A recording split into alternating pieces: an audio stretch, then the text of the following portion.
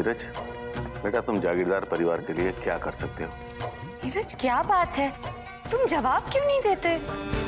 इंसाफ शब्द का मतलब हमारे परिवार के लिए उसी दिन खत्म हो गया था जिस दिन ऊपर वाले ने हमारे युवराज के साथ इतनी बड़ी नाइंसाफी की थी। अगर मैं बच्चों को संभालने को ही अपना काम बना दूं तो? लेकिन पता नहीं क्यों मुझे बहुत अजीब लग रहा है। तुम्हारे बाबा का घर जो है ना, मुझे अपने नाम पर चाहिए। कभी नहीं। तो मुझे ऐसा लग रहा है अगर हम अभी इस घर को बेचते तो हमें इस प्रॉपर्टी के बहुत अच्छे दाम मिलेंगे। भले ही साक्षी ने अपने बच्चों के जन्म के साथ उनकी देखभाल के लिए अपनी नौकरी छोड़ दी हो, पर एक वर्किंग वुमन होने के नाते उसे पैसे कमाने की जो आदत पड़ चुकी थी उसे वो कभी छोड़ नहीं पाई। बिना किसी इनकम के घर पर बैठना उसे गंवारा नहीं था। शायद इसीलिए हमेशा वो पैसे कमाने के फुल टाइम पार्ट टाइम काम करने के आइडियाज लेकर आती थी। एक और आइडिया है, मैं सोच रही थी कि क्यों ना मैं एक डिपार्टमेंट स्टोर फिर चाहे वो आइडिया उसकी क्वालिफिकेशन के साथ मिलते ही क्यों ना हो, कभी रेस्टोरेंट खोलने का, क्यों ना हमें तो कभी सब्जी की रिटेल चेन का, तो कभी और कुछ। हर बार वो आइडिया लाती थी और हर बार आदित्य कुछ न कुछ कारण बताकर उसके आइडियाज रिजेक्ट करता था। बच्चों को संभालने के साथ साथ कभी बच्चों की परवरिश का बहाना, तो कभी फ्लॉप आइडिया का बहाना बनाकर आदित्य उसके प्लान को चौपट करता। साक्षी कभी उसकी बातों को समझदारी से लेती तो कभी उन दोनों के बीच नोकझोंक हो जाती। इस बात को लेकर उनके बीच में हमेशा झगड़े होते थे, लेकिन अपने घर की चार दीवारी के अंदर। बाहर के लोगों को और बाकी बहनों को उनके इन झगड़ों के बारे में कभी पता ही नहीं था। शायद यही वजह थी कि हर कोई कहता था जाके थोड़ी बहुत शिफ्टिंग कर लूंगी। अगर पति पत्नी हो तो आदित्य साक्षी की तरह। ये तुम अपने आप में क्या बड़बड़ा रही हो? कुछ नहीं आदि, मैं बस सोच रही थी कि अगर बाबा के घर में पालना घर खोलना है तो थोड़ी बहुत शिफ्टिंग करनी पड़ेगी। बाहर वाले कमरे में जो सोफा है उसको अगर हम अंदर। साक्षी प्लीज, ये सब सोचने की कोई जरूरत नहीं है। पालना घर खोलने की कोई जरूरत नहीं है। जैसा चल रहा है वैसा चलने दो। पालना घर खोलने की जरूरत नहीं है मतलब? जरूरत नहीं मतलब जरूरत नहीं है। अपने बच्चों पर ध्यान दो, यही बहुत है। कम ऑन आदि, अब कुछ ही दिन पहले जब मैंने तुम्हें बताया था कि मुझे पालना घर खोलना है तब तो सब कुछ ठीक था। आज अचानक ऐसे। अब मुझे नहीं पता था कि तुम मेरी बातों को इतना सीरियसली लोगे। मैंने सोचा था कि। क्या सोचा था तुमने आदि? बताओ क्या सोचा था? समझ गई, यही सोचा था ना कि मैं मजाक कर रही हूँ। ऑफ कोर्स मेरा काम करना तुम्हें एक मजाक ही तो लगता है, जबकि you know very well Aadi how much I love to work. इतने सालों से काम करते आई हूँ, इनफैक्ट मैं तुम्हें मिली भी अपने काम। हाँ ठीक है, कुछ सालों के लिए मैंने काम करना छोड़ दिया था, लेकिन वो मेरे बच्चों के लिए था। अपने एम्बिशंस को ताक पे रख के इतने सालों से मैं एक माँ बनने का फर्ज तो निभा रही हूँ। बट यू टू अंडरस्टैंड आदि, अब हमारे बच्चे बड़े हो गए हैं, थोड़ा वक्त है मेरे पास। उस वक्त में अगर मैं कुछ करना चाहती हूँ तो मैं उसमें भी। बच्चे बड़े हुए हैं पर इतने बड़े नहीं हुए कि तुम अपना ध्यान उनसे हटाकर अपना सारा ध्यान अपने एम्बिशन पे लगा दो। काम करने के लिए मैं हूँ, ऑफिस जाने के लिए मैं हूँ। आज तक तुम्हें हमारे घर पर किसी चीज की कमी हुई है तो फिर अपने बच्चों को छोड़कर पराए बच्चों को संभालने की क्या जरूरत है? फिर क्या चाहते हो तुम मुझसे आदि? सारी जिंदगी घर में बैठी रहूं, सुबह बच्चों को स्कूल लेके जाओ, स्कूल से उन्हें वापस लाओ, उनका होमवर्क कराओ, सुबह उनको मैं टिफिन बना के दूं, तुम्हारा टिफिन बना के दूं। जब शाम को ऑफिस से वापस आओगे तो मैं तुम्हें आके पूछूं कि क्या नाश्ता करना है आपको, डिनर में क्या खाना है आपको। यही उम्मीद रखते हो ना तुम मुझसे? बताओ आदि। देखो सच, आई न्यू इट आदि, आई न्यू इट। मुझे पता था तुम्हें मुझसे यही उम्मीद थी। मुझे पता था कि तुम मुझे कभी काम नहीं करने दोगे। यू नो व्हाट, मुझे भी तुमसे बस यही उम्मीद थी। एक मर्द की नजर में एक औरत के लिए इससे बड़ा काम तो कोई हो ही नहीं सकता। शादी जो कर ली है मैंने तुमसे, लेकिन पता है आदि, जब मैं तुमसे मिली थी मुझे लगा था कि तुम थोड़े अलग हो। At least you are not like this typical man जो एक औरत को घर में सजाने वाली चीज या फिर किचन में काम करके मरने वाली चीज समझता हो। But I was so wrong about you Adi, I was so very wrong.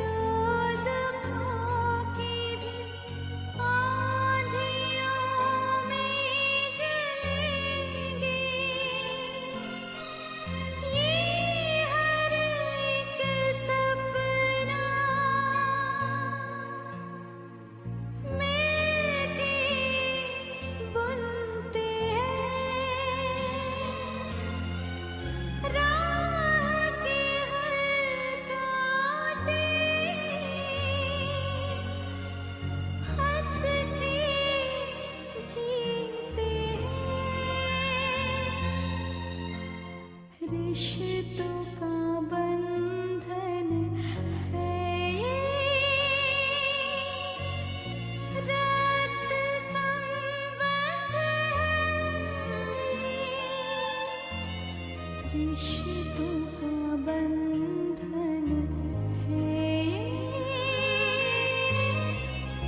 रक्त संबंध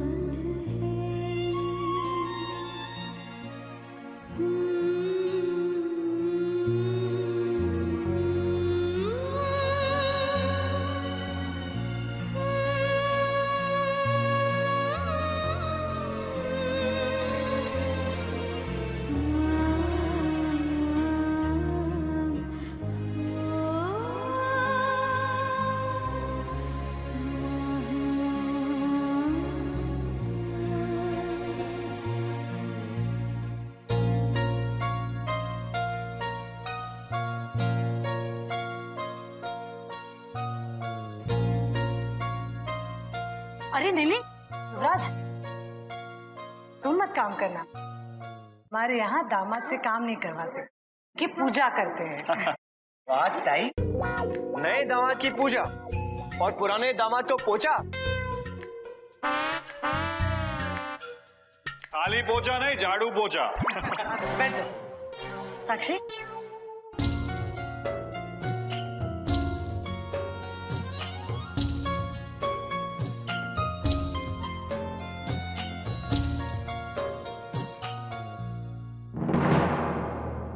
अपनी बहनों से बात तक नहीं की तुमने। तुम्हें यहाँ भेजा था ये घर मेरे नाम पर करने के लिए, मेरे, अपनी बहनों के साथ पिकनिक मनाने के लिए नहीं। घर चलो तो ऐसा सबक सिखाऊंगा ना, याद रखोगी। कोई जरूरत नहीं है तुम्हें उस नर्क में लौटने की श्रद्धा।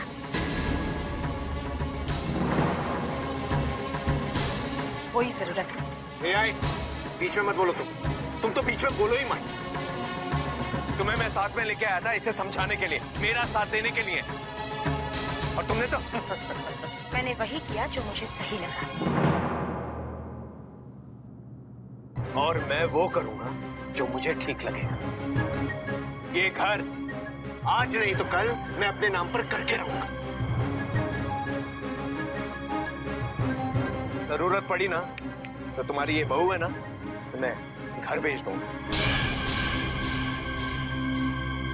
लेकिन इसके ये बाबा का घर जो है ना, मैं अपने हाथ से जाने नहीं दूंगा। देखता हूं कौन रोकता है मुझे।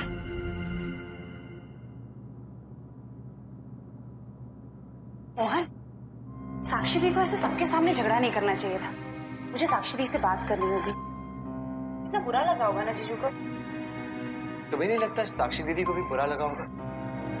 जब ये बात की डिस्कशन पहले से ही हो चुकी है तो आदित्य को सबके सामने टॉपिक नहीं निकालना चाहिए था। मेरे ख्याल से तो गलती आदित्य की भी है। अच्छा छोड़ो, हम इस बात को और डिस्कस नहीं करेंगे कि गलती किसकी थी, वरना हमारा झगड़ा हो जाएगा। झगड़ा चाहिए? नहीं। चलो फिर।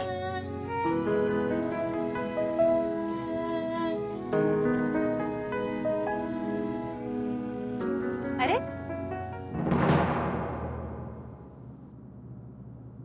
हवा तो बहुत अच्छी चल रही है यार। हाँ हाँ, हवा तो अच्छी है और बदली बदली सी भी है, लेकिन कुछ लोगों को ये बदली हुई हवाएं रास नहीं आती।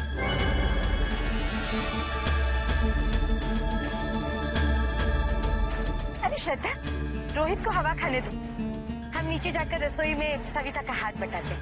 चलो यहाँ से आते हैं।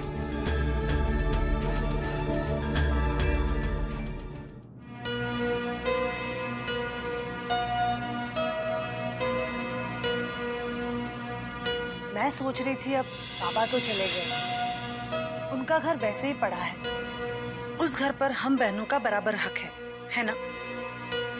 हाँ तो मैं सोच रही थी कि आगे चलकर हम बहनों में उस घर को लेकर कोई मनमुटाव ना हो। इससे अच्छा है किसी अच्छे से वकील से बात कर वो घर बेच देते।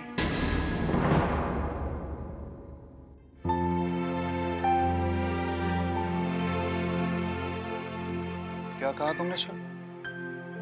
घर बेच देते हैं? हाँ, और जो भी पैसे आएंगे वो हम बहनें आपस में बांट लेंगे। सही है, घर को बेच देंगे और जो पैसे आएंगे सब बहनें मिलके आपस में बांट लेंगी।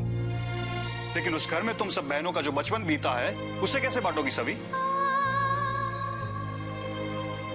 जिस घर के साथ तुम्हारे बाबा की यादें जुड़ी हुई है उन यादों को कैसे बांटोगी?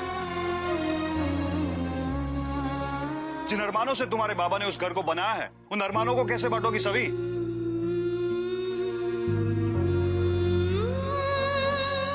सभी, आज पहली बार तुमने मेरा दिल दुखाया अपने बाबा के घर को बेचने की बात करके।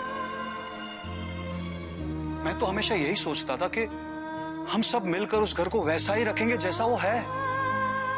वार त्योहार पे तुम सब बहनें वहां पे मिल सकती हो सभी। उस घर में तुम्हें अपना बचपन दिखेगा और बाबा भी। लेकिन तुमने तो। मैं भी यही सोच रही थी, लेकिन मैं ये देख रही थी कि मेरे पति की सोच मुझसे मिलती है कि नहीं। और मैं ये देखकर बहुत खुश हूँ कि मेरे पति के लिए भी पैसों से ज्यादा रिश्ते और यादें मायने रखते हैं।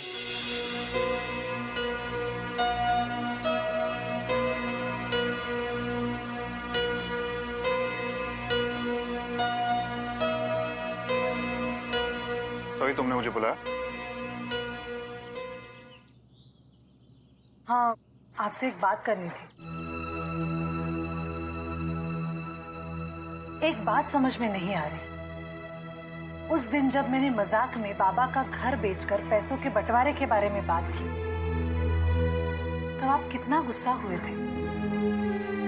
आप ही ने तो कहा था कि उस घर के बारे में ऐसा मैं सोच भी कैसे सकती हूँ। उस घर में बाबा की सारी यादें, हमारा बचपन, हमारे सारे अरमान बसते हैं। यही कहा था ना आपने। फिर आज सबसे पहले इस घर को बेचकर पैसे के बंटवारे के बारे में आपने कहा कैसे? आप कब आए पता ही नहीं चला। जैसे तुझे मेरे यहाँ आने का पता नहीं चला ना बेटा, वैसे ही मुझे ये पता नहीं चला कि मैंने तेरी क्या हालत कर दी है।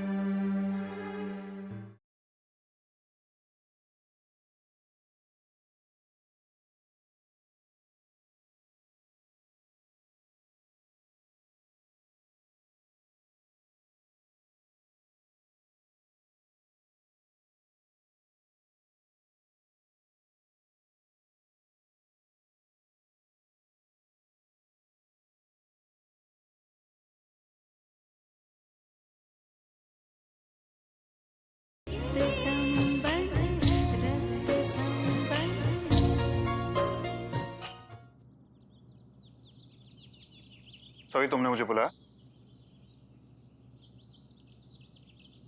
हाँ, आपसे एक बात करनी थी।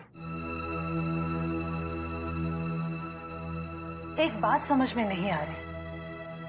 उस दिन जब मैंने मजाक में बाबा का घर बेचकर पैसों के बंटवारे के बारे में बात की, तब आप कितना गुस्सा हुए थे।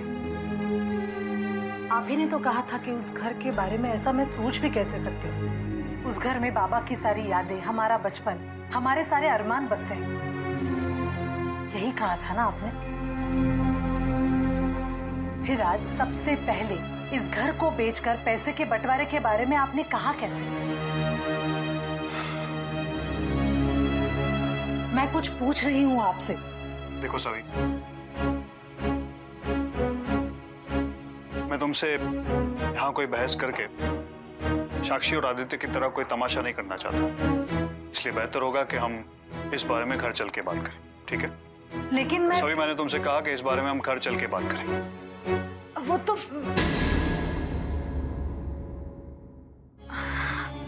हाँ, घर चल के ही बात करेंगे। वैसे भी अभी बहुत काम है मुझे। आप बैठिए ना बाहर। आइए, आप किचन में। श्रद्धा, इन्हें आराम तो करने दो। ये नहीं, मैं ही इसे यहाँ लेकर आई। कितने सारे लोगों का खाना बनाना है तुम्हें, अकेले कैसे बनाओगी? उसकी आप बिल्कुल चिंता मत कीजिए। किचन संभालना और खाना बनाना मेरा शौक है। कितने भी लोगों का खाना हो यूं बना लेती हूँ। श्रद्धा, तुम्हें तो पता है। हाँ ताई, पता है। कल तो हम सारे ही अकेले हो जाएंगे। आज साथ है तो साथ ही नहीं दीजिए ना। ठीक है, तुम्हें समझाना बहुत मुश्किल है। चलो आ जाओ, आइए। मुझे भी बताइए मैंने क्या किया।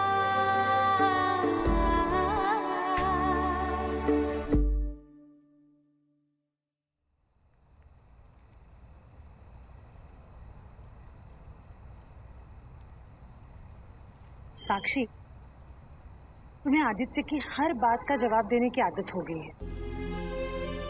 जब बहस हो जाए तो चुप किया करो, बात वही की वही खत्म हो जाएगी। ताई प्लीज, मेरी कोई गलती नहीं थी। आदि की तो आजकल बस आदत सी हो गई है मेरी किसी भी बात को सीरियसली ना लेने की। वो मुझे कभी नहीं समझता है, और आज अगर आप उसकी साइड लेंगी तो मुझे ऐसा लगेगा जैसे आप भी मुझे नहीं समझती। अच्छा बाबा ठीक है, कोई किसी की साइड नहीं लेगा, तो अपना मूड तो मत खराब कर। ठीक है, लेकिन इस बात को हम लोग आज यही खत्म कर देते हैं। तू बता संध्या, तेरी मैरिड लाइफ कैसी चल रही है? बहुत अच्छी। वहाँ पे सब बहुत अच्छे हैं, और मुझे तो पलकों पे बिठा कर रखते हैं। अच्छा सबकी छोड़, हमें तो सिर्फ तेरे उनके बारे में जानना है। हनीमून में पतिदेव ने ज्यादा तंग तो नहीं किया? बोल। नहीं भी, वो एक्चुअली अभी तक हम दोनों कहीं घूमने नहीं गए।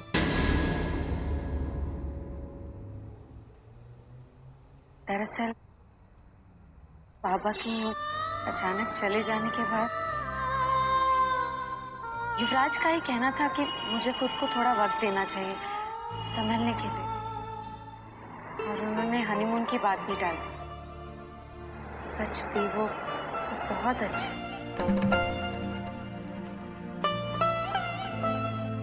सचमुच बहुत किस्मत वाली है संध्या, तुम्हें इतना अच्छा पति और इतना अच्छा परिवार मिला। लेकिन तुम्हारी ताई होने के नाते मैं तुमसे कुछ कहना चाहती हूँ। युवराज ने तुम्हें आज तक समझा है, अब युवराज को समझने की तुम्हारी बारी है। बाबा को याद करके तुमने अपना बेटी होने का धर्म निभाया है। अब युवराज के साथ नए रिश्ते जोड़ के, नई यादें बना के तुम्हें अपनी पत्नी होने का धर्म निभाना है। संध्या, बाबा हमेशा कहा करते थे ना, हम एक ही मजाक को लेकर बार बार हंस नहीं सकते, तो फिर एक ही गम को लेकर हम बार बार क्यों रोए? बाबा की वो बात हमें आज समझनी होगी। पिछली बातें भूलकर जिंदगी में आगे बढ़ना होगा। बेटा तू समझ रही है ना मैं क्या कह रही हूँ?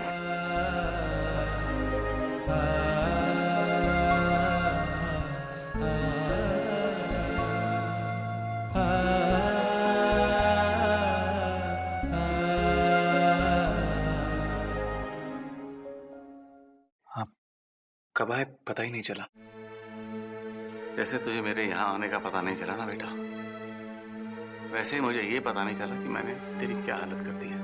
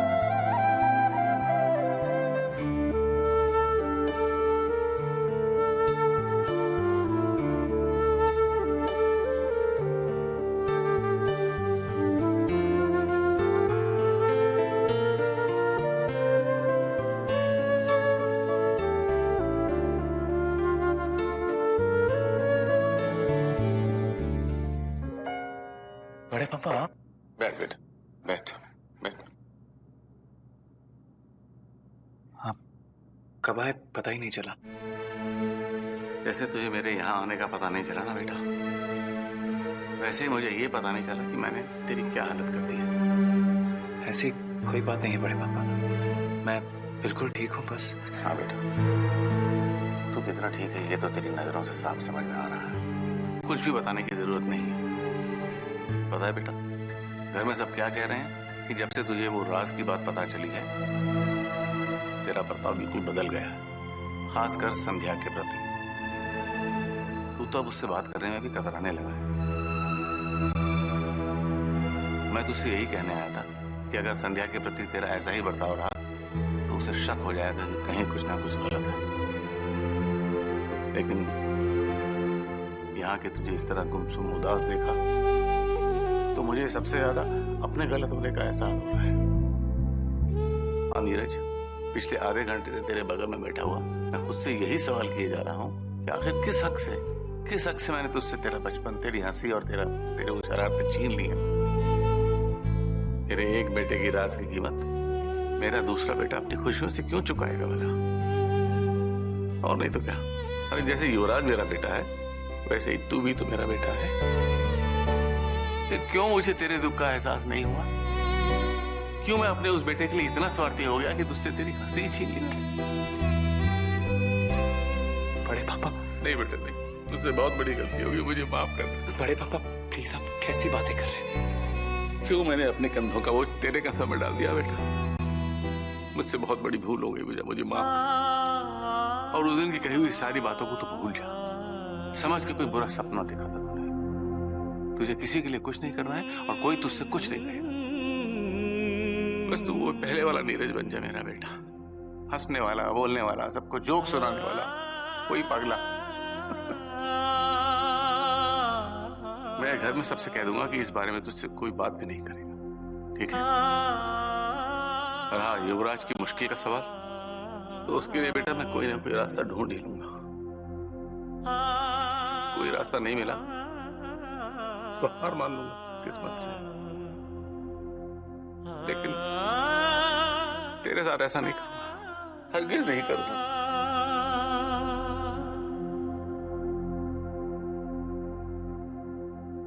बड़े पापा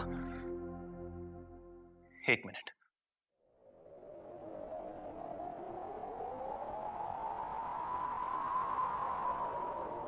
आप जो चाहते हैं मैं वो करने के लिए तैयार हूं।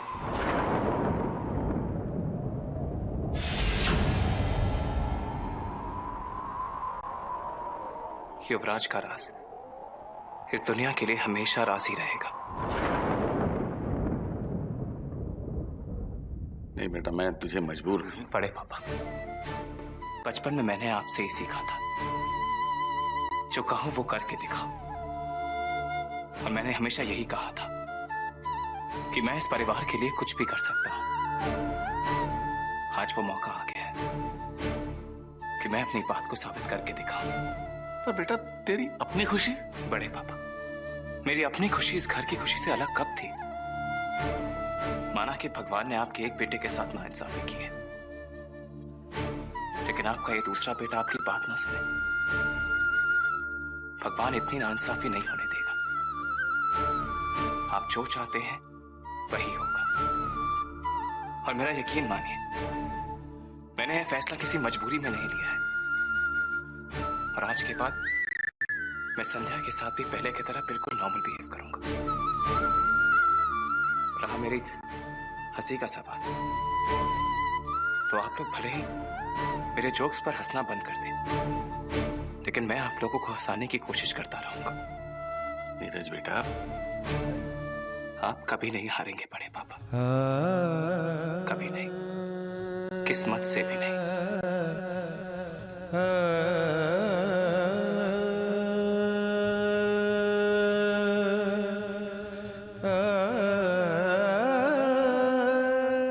जब बात अपनी जिंदगी के उसूल और हमारे ऊपर लोगों ने की हुई मेहरबानियां, इनके बीच किसे चुने इस कश्मकश की हो, तो हमेशा अपने उसूलों के ऊपर हम पर मेहरबानियां करने वाले की ही जीत होती है। और अगर हम ऐसा न कर सके तो हमारे अंदर कोई उसूल बचता ही नहीं।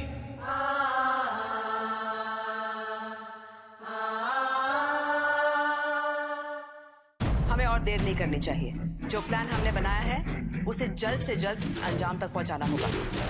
बेखबर है संध्या ससुराल की एक और साजिश से। आज हम तुमसे जो मांगने वाले हैं उसके लिए तुम साफ साफ मना भी कर सकते हो बेटा, तुम्हारे ऊपर कोई जबरदस्ती नहीं है। प्लीज तुम्हें हमारी मदद करनी ही होगी बेटा। क्या नीरज देगा अंजाम संध्या के ससुराल के नापाक इरादों को?